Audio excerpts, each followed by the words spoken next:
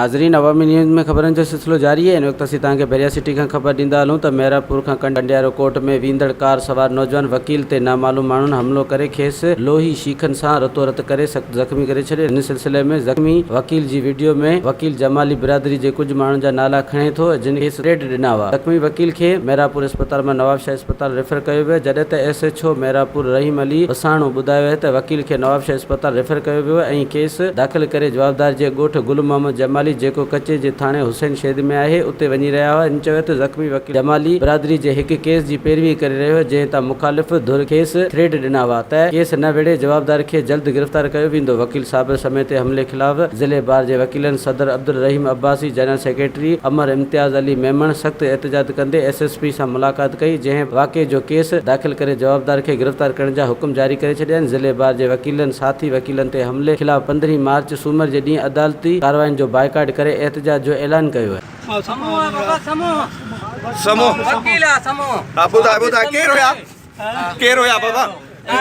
वक्त जमाली, इब्राहिम जमाली, अली मोहम्मद जमाली आ पुट जमाली आहे, गुल मोहम्मद जमाली धक्कणिया केस हुन जो हलंदड़ पेंडिंग आहे। केस में गुस्से में आया था। गाड़ी का है मां वकील आहियां।